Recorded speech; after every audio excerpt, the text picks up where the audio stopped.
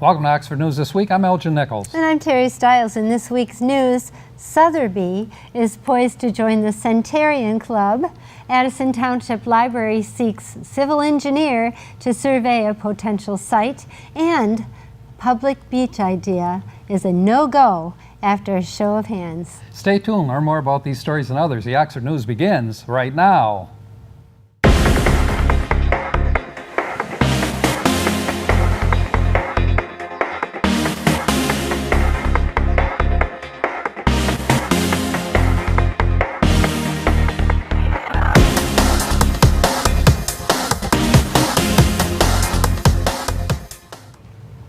M24 through downtown Oxford will be undergoing renovations at the end of 2020, and a public information meeting for the project will be taking place on Thursday, December 6th at the Oxford Public Library from 5 to 7 p.m.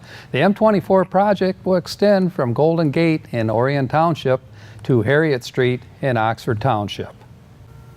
The Addison Township Public Library Board is looking to build a new home in the near future and is eyeing donated land. The property is located across the street from the library's current site.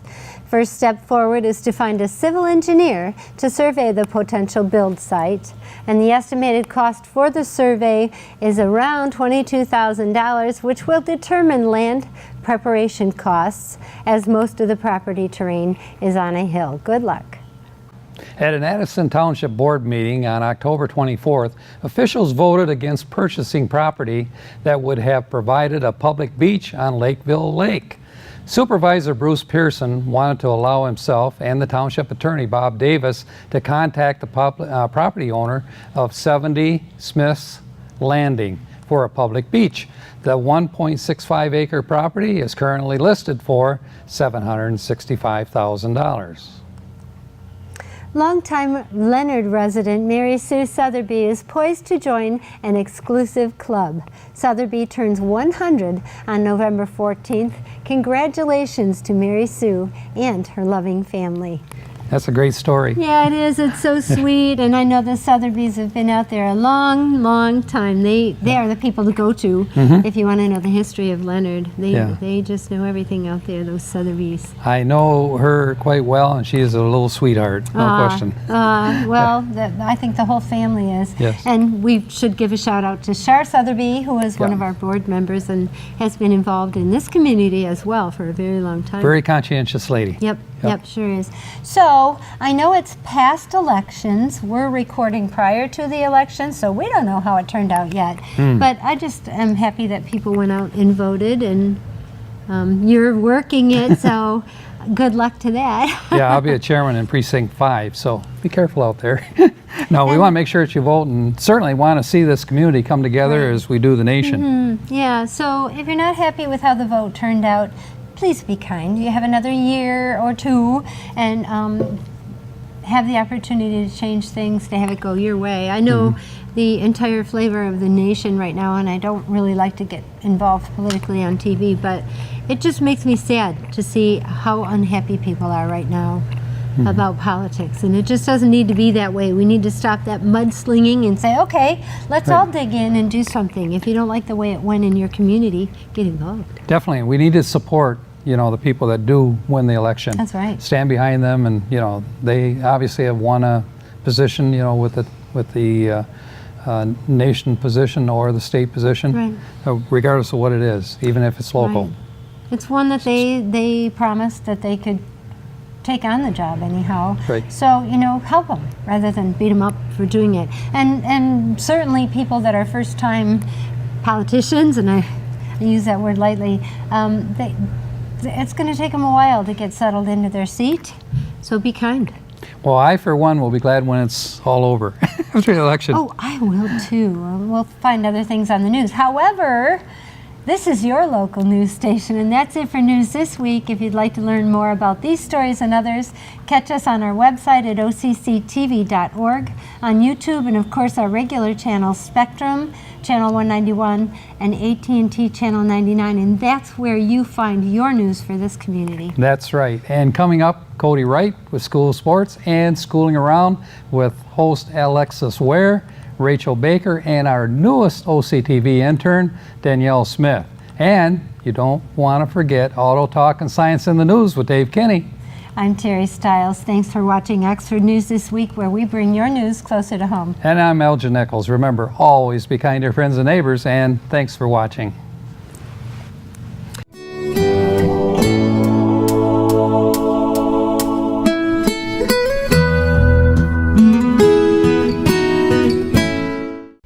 Welcome to Science in the News. I'm Dave Kenny, and these stories are taken from the publication New Scientist. In our first story, Parkinson's disease may start in the appendix, not the brain. People are less likely to get the condition if they've had their appendix out decades previously. And a toxic compound found in the brains of people with this disease has now been spotted in the appendix. Parkinson's, a degenerative condition involving tremors and stiffness, has long been thought to stem from death of brain cells caused by a buildup of a protein called synuclein that normally plays a role in nerve signaling. In people with Parkinson's, synuclein is found in clumps that kill off nerve cells in parts of the brain controlling movement. When synuclein starts to aggregate in one place, the clumping spreads along nerves in a chain reaction. Evidence has been growing that this process may begin in nerves in the gut. For instance, if clump synuclein is injected into the gut of mice, the toxic aggregates spread to their brains. Some previous studies have signaled out the appendix as a key player in the onset of Parkinson's. But research exploring whether having your appendix out protects against Parkinson's has given contradictory results. The operation seems to be linked with a short-term slightly increased risk of the condition, but a lower risk over the longer term. So Vivian Labrie at the Van Andel Research Institute in Michigan tackled the question with the largest and longest study to date, looking at the healthcare records of 1.6 million Swedish people over 52 years old. Those who had their appendix out as young adults had nearly a 20% lower chance of developing Parkinson's in later life. Labrie's team also looked at 48 appendixes taken from people with and without Parkinson's and found that in nearly all of them there was clump synuclein in the organ's nerve fibers.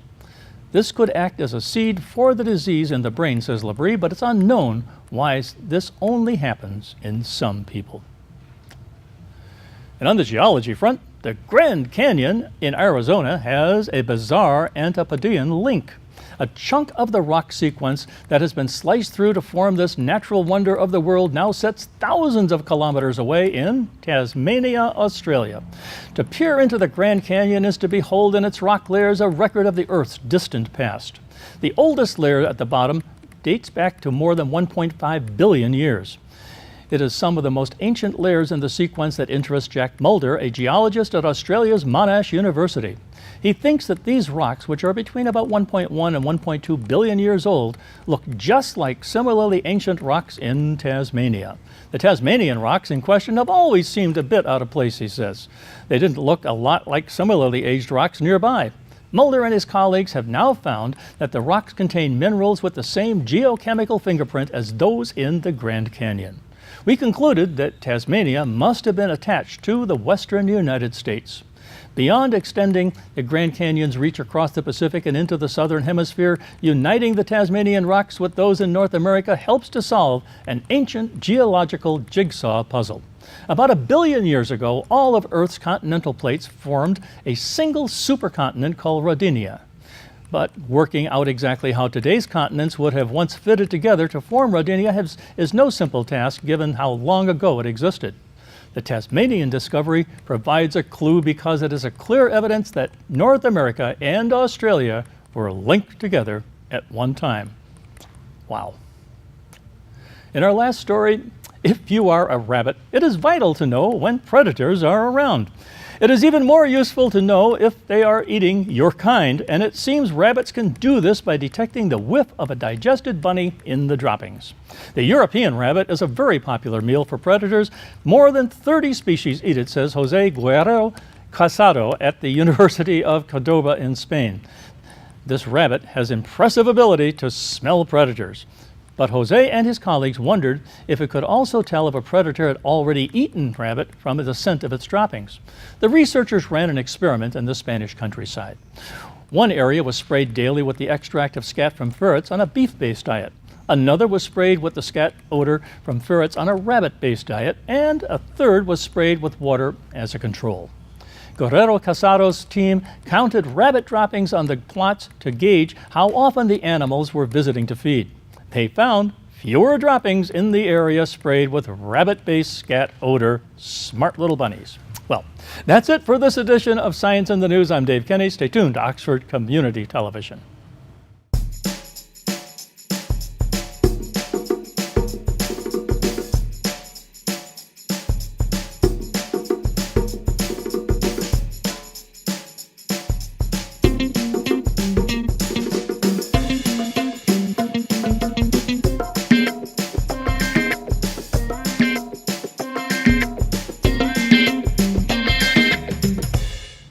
Hi guys, and welcome back to Score News. Another surprise that we have this week is OHS News Broadcasting class on YouTube. We're going to show a clip of one of their news broadcastings, and hopefully we'll be showing one of those every week from now on. I hope you guys enjoyed Jordan, the 9th grade student from Crossroads, and take a look at their broadcasting class.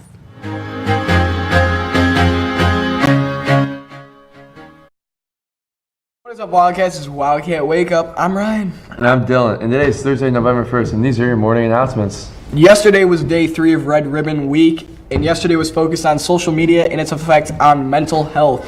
1 in 3 teenagers are affected by cyberbullying. Today's Red Ribbon Week topic is vaping. Vaping has caused many current suspensions this school year.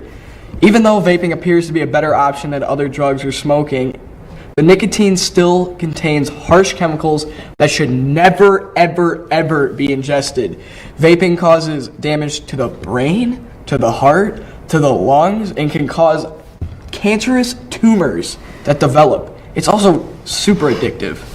Pre-sale tickets for this football game this Friday will be available today at lunch for $6, and tickets will also be sold at the ticket booth from 3:30 p.m. to 5 p.m. If you are interested in BPA, see Mr. Millard today. Registration ends soon, so be sure to get your membership form turned in if you have not. Meetings are Tuesdays in Mr. Millard's room after school. Tabletop Legends has expanded their meetings to include Monday meetings. These Monday meetings will be held as a time met specifically for tabletop role-playing games. They will be continuing to host Monday and Wednesday meetings every week. The club meets in 211 with Mr. Shock. Come on by. Any athletes interested in playing softball this year, there will be a short meeting in room 409 today at 3:05. See Coach Couch.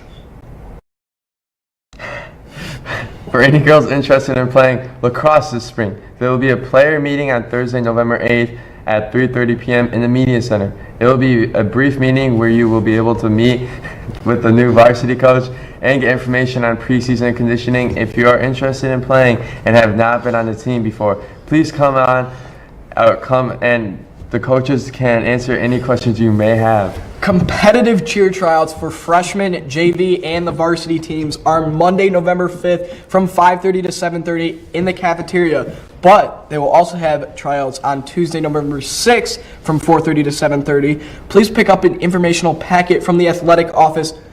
No experience is required. Maybe that's what you should try out. Maybe. Interested in being in leadership class next year, 2019 and 2020 leadership applications are available online. Applications are due by December 7th. Click on the QR code to get an application or see Ms. Getz or Ms. King for any more information. The Oxford Lake Orion Canned Food Drive will be running from October 28th. That happened a while ago, but it will be running through November 9th, which is next week, I believe, and all cans will go to your first hour. Start saving those non-perishable and canned goods. The ASVAB is a multiple aptitude test that measures developed abilities and helps predict future academic and occupational success. It is administered annually to more than 1 million military applicants, high school students, and post-secondary students. You may sign up for the ASVAB test through your Naviance account by Monday, November 5th. All OHS artists, the yearbook class, need your help designing a yearbook cover. Stop by room 303 for more information. All entries are due today. If you reuse your design, $75 off a yearbook. That means it's free. Free! I think I turned mine in. I'm not sure though. If you have any announcements, send the announcements at oxfordschools.org. If you haven't already, subscribe to our OHS News Broadcasting YouTube channel. That's all we have for today. We'll see you tomorrow. Have a great day, Wildcats. Stay tuned. Hello and welcome back to School News. This week we have another student host, Jordan, right? Yeah. He's in 9th grade. We want to make sure that you go and watch last week's School News with Miss Rylan Olaja. She's a 5th grade at Lakeville Elementary. So yeah, starting news this week, we're going to start off with news. Last week Bridges had their Spirit Day. As well as Oxford Middle School had their end of first quarter. So parents, make sure to talk with your students about that and see what new classes they have and kind of go over that curriculum with them. This week, this Thursday is November 1st. That's pretty exciting, right? Yeah. Time is really flying by. That means Thanksgiving is this month. And November 7th is Tongue Twister Day, National Tongue Twister Day. And then November 13th is World Kindness. So speaking of World Kindness, what does it mean to be kind to you?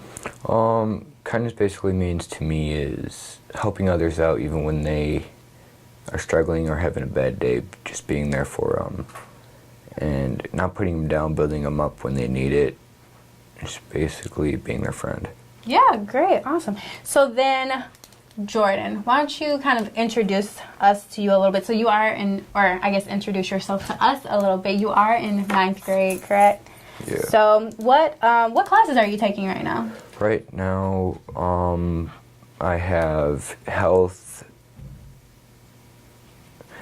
math, which is Algebra 1, ELA, and then I got biology, U.S. history, and PE. Awesome. How is math? Math's pretty great. That's my favorite subject. Oh, are you serious? Math was not my favorite subject. I love ELA. It's my thing. All right. Well, how long have you been a student here? 9 months. Okay. And how has it been? At first, yeah, it was a little bit rough, but I mean, after a while, you get used to it. Yeah.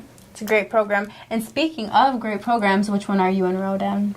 I'm in Boys Center. How many boys live with you? 8 right now. Great. And are you all really close? Do you develop friendships along the way? I mean, yeah, most of the time. Great. Awesome. Well, guys, I think that just about wraps it up for this week's School News. Remember to stay tuned for upcoming student hosts like Jordan and Rylan last week.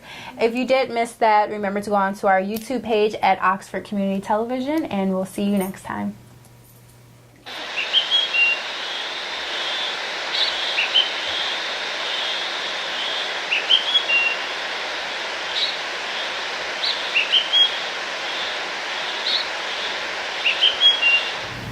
What's going on, Wildcat fans? Cody Wright back here once again for another sports report. This fall season certainly went by fast as most of our fall sports seasons have come to an end. However, football is still going strong in the playoffs. We will talk about that this week. And although the tennis season is over, some of our players are still receiving recognition. This week we will honor those athletes. So let's not waste any more time and dive right in. The football team took on Davis in their first playoff game of the year, and it was a good one with a victorious final score of 38-13, increasing our winning record to 8-2. The Wildcats have continued to show promise for an exciting playoff run.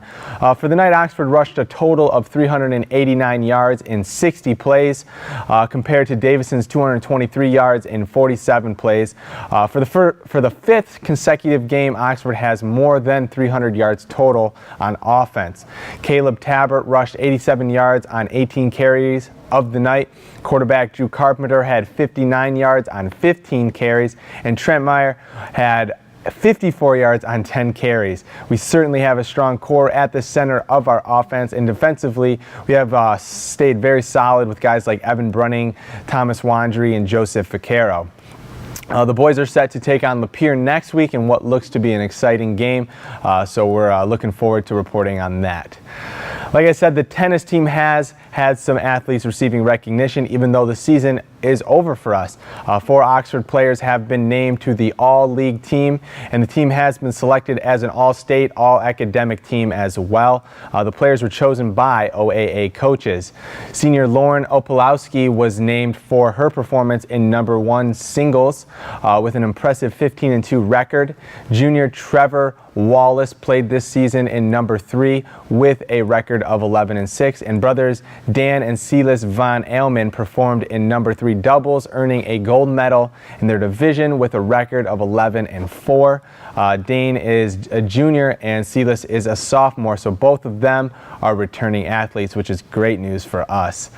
I've said it before, this truly has been a successful fall season for the Wildcats. The equestrian team earns reserve state championship. The boys football team is looking to go deep into the playoffs, and a number of our tennis athletes have been named All-League. It's not over yet for everyone. However, you can't help but look forward to the winter sports that just lie around the corner. Boys and girls basketball, hockey, wrestling, bowling, and more are all on the verge of being right on our laps. Anyhow, that's about all for this week's report. For any more info on these events and more, go to oxfordathletics.org. Plenty of game breakdowns, statistics, and schedules you can find all right there at oxfordathletics.org. While you're at it, might as well check us out at occtv.org. All of our coverage of these events are posted on our YouTube page, which you can access through the website, along with many other programs we put together for the community. Once again, that is occtv.org. I want to thank you all for watching and remind you to tune in next time. But until then, I'm Cody Wright. Go Wildcats.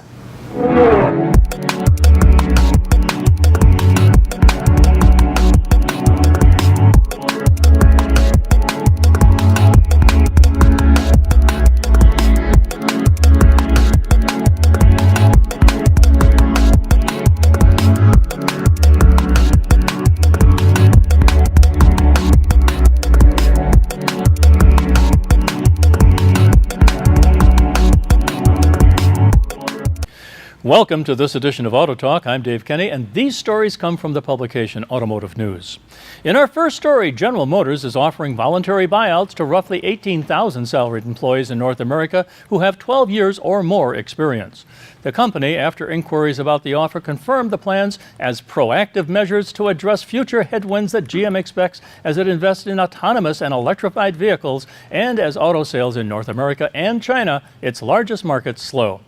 A notification was sent regarding the voluntary severance program to employees on October 31st as the automaker reported a 25% increase in pre-tax profit in the third quarter and net income of $2.5 billion.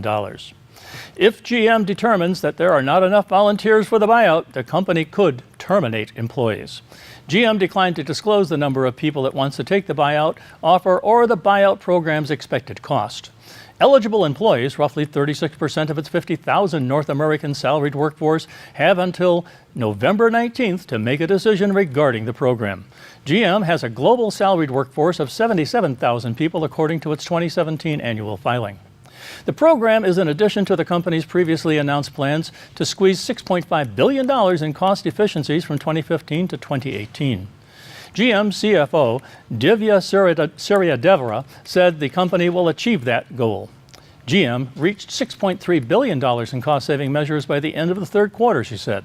Suryadevara said the cost-cutting measures have been a big part of the company's healthy profit margins, 8.8% globally, including 10.2% in North America in the third quarter.